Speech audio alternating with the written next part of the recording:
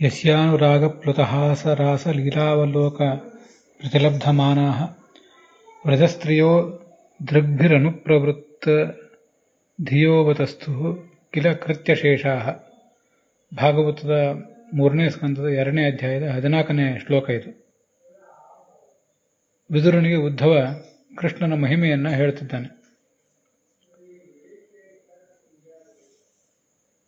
ತನ್ನನ್ನು ಬಯಸಿ ಬಂದಂಥ ಗೋಪಸ್ತ್ರೀಯರಿಗೆ ಅವನು ಎಲ್ಲ ಥರದ ಆದರವನ್ನು ತೋರಿದ.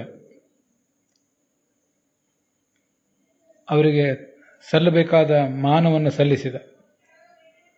ಅದು ಪ್ರೀತಿ ತುಂಬಿದ ನಗು, ರಾಸಕ್ರೀಡೆ, ಕಡೆಗಣ್ಣ ನೋಟ ಇತ್ಯಾದಿಗಳ ಮೂಲಕ ಅವರಿಗೆ ಮಾನ ತೋರಿದ. ಆಗ ಅವರು ಕೃಷ್ಣನ ಆ ಲೀಲೆಗಳಿಗೆ ಪರವಶರಾದರು. ಮನೆ ಕೆಲಸಗಳನ್ನು ಎಲ್ಲಿ ನಿಲ್ಲಿಸಿದ್ರೋ ಅಲ್ಲಿಯೇ ಅರ್ಧದಲ್ಲಿ ಬಿಟ್ಟರು. ಅವನನ್ನೇ ಕಣ್ಣು ಮಿಟುಕಿಸದೆ ನೋಡ್ತಾ ನಿಂತರು. ಮನಸ್ಸಿನಲ್ಲಿ ಆರಾಧಿಸಿ ಅವನನ್ನೇ ಮೆಚ್ಚಿಸುವ ಪ್ರಯತ್ನ ಮಾಡಿದರು. ಈ ಶ್ಲೋಕಕ್ಕೆ ವಿಜಯಧ್ವಜರು ಮತ್ತು ಯಾದವಾರ್ಯರು ಹೇಳುವ ಅರ್ಥಗಳನ್ನು ನೋಡಬೇಕು. ಯಸ್ಯ ಅನುರಾಗ ಪ್ಲುತ ಹಾಸ ರಾಸ ಅಂತಿದೆ. ಆ ಸ್ನೇಹದಿಂದ ಪ್ಲುತ ಅಂದರೆ ಕೂಡಿದ್ದು, ವ್ಯಾಪ್ತವಾದದ್ದು ಅಥವಾ ಹರಿದು ಬಂದದ್ದು. ಪ್ಲುಂಗತವು ಅಂತ ಧಾತು ಇದೆ. ಆ ಪ್ರಕಾರವನ್ನು ನಾವು ತಿಳ್ಕೋಬಹುದು. ವಿಜಯಧ್ವಜರು ಪ್ಲುತ ಅನ್ನೋದಕ್ಕೆ ಏನಂತ ಅರ್ಥ ಬರೆದಿಲ್ಲ. ಪ್ಲುತ ಅನ್ನೋದಕ್ಕೆ ವ್ಯಾಪ್ತ ಅಂತ ಅರ್ಥ ಬರೆದಿದ್ದಾರೆ ಯಾದವಾರ್ಯರು. ಆ ಒಳಗೆ ಮಡುಗಟ್ಟಿದ ಸ್ನೇಹ ಅಥವಾ ಪ್ರೀತಿ, ಅದರಿಂದ ಹೊರಗೆ ಹರಿದು ಬಂದದ್ದು ಅವನ ಮುಗುಳ್ನಗೆ ಅಂತ ಅರ್ಥ ನಾವು ತಿಳ್ಕೋಬಹುದು. ಅನುರಾಗೇಣ ಪ್ಲುತಃ, ಅನುರಾಗ ಪ್ಲುತಃ, ಪ್ಲುತಶ್ಚಾಸೌ ಹಾಸಶ್ಚ.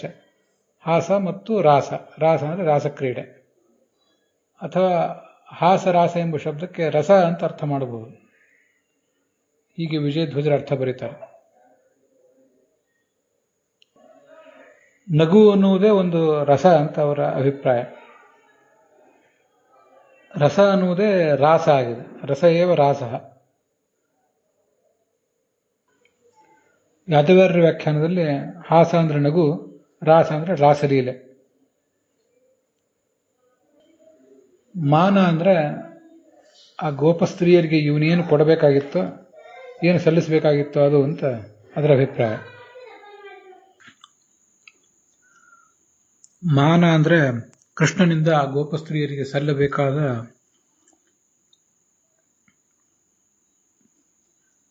ಪ್ರೀತಿ ಅಂತಲೇ ಅರ್ಥ. ಮಾನ ಅಂದ್ರೆ ಸನ್ಮಾನ ಅಂತ ಅರ್ಥ ಆಗ್ಬೋದು, ಪೂಜೆ ಅಂತ ಆಗ್ಬೋದು. ಆದರೆ ಗುರು ಹಿರಿಯರಿಗೆ ಸಲ್ಲುವ ಪೂಜೆ ಬೇರೆ, ಗಂಡನಿಂದ ಹೆಂಡತಿಗೆ ಸಲ್ಲುವ ಪೂಜೆ ಬೇರೆ. ಪ್ರಿಯತಮನಿಂದ ಪ್ರೇಯಸಿಗೆ ಸಲ್ಲುವ ಪೂಜೆ ಅಂದರೆ ಅವಳಿಗೆ ಏನು ಬೇಕೋ ಅದನ್ನು ಕೊಡುವುದು ಅಂತಲೇ ಅರ್ಥ. ಹಾಗೆ ಅವನ ಕಟಾಕ್ಷ, ನೋಟ ಇದೆಲ್ಲವೂ ಅವರಿಗೆ ಬೇಕಾಗಿತ್ತು. ಪ್ರೇಮದಿಂದ ತುಂಬಿ ಹರಿದ ನಗು ಮತ್ತೆ ಅವನ ನೋಟ, ಅದೆಲ್ಲವೂ ಅವರನ್ನು ಮಂತ್ರಮುಗ್ಧರನ್ನಾಗಿ ಮಾಡ್ತಿತ್ತು. ಅದನ್ನು ಅವರು ಆನಂದಿಸಿದರು. ತಮ್ಮ ಮನೆ ಕೆಲಸವನ್ನೆಲ್ಲ ಮರೆತು ಅವನ ಬಳಿಗೆ ಬಂದು ಅವನನ್ನು ಆರಾಧಿಸ್ತಾ ನಿಂತರು ಅಂತ ಅದರ ತಾತ್ಪರ್ಯ. ರಾಸ ಅಂದರೆ ವಿನೋದ ಅಂತ ಅರ್ಥ ಮಾಡಿದ್ದಾರೆ ಶ್ರೀಧರರು. ಅದೇ ವಿನೋದವನ್ನು ಕ್ರೀಡೆ ಅನ್ನೋ ಅರ್ಥದಲ್ಲಿ ಮತ್ತೊಂದು ಶಬ್ದ ಪ್ರಯೋಗ ಮಾಡಿ ಕ್ರೀಡಾ ಅಂತ ಅರ್ಥ ಮಾಡಿದ್ದಾರೆ. ರಾಧಾಕೃಷ್ಣರು ಮಾತ್ರ ರಾಸಕ್ರೀಡೆ ಅಂತ ಅರ್ಥ ಬರೀತಾರೆ.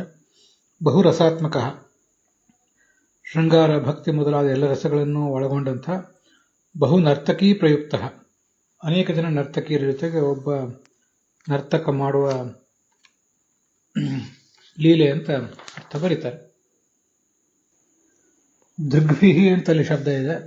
ದೃಗ್ಭಿಹಿ ಅನ್ನೋದಕ್ಕೆ ತೃತೀಯ ವಿಭಕ್ತಿಗೆ ದೃಗ್ಭಿಸ್ಸಹ. ಗೋಪಸ್ತ್ರೀಯರ ಕಣ್ಣು ಕೃಷ್ಣನ ಕಡೆಗೆ ಹೋಗಿತ್ತು. ಆ ಕಣ್ಣಿನ ಜೊತೆಗೇನೆ ಅವರ ಮನಸ್ಸು ಕೂಡ ಹೋಗಿತ್ತು ಅಂತ ಅದರ ತಾತ್ಪರ್ಯ. ಅಲ್ಲಿಗೆ ಈ 14ನೇ ಶ್ಲೋಕದ ವಿವರದೊಂದಿಗೆ ಇವತ್ತಿನ ಈ ಭಾಗ ಸಮಾಪ್ತ ಆಗಿದೆ.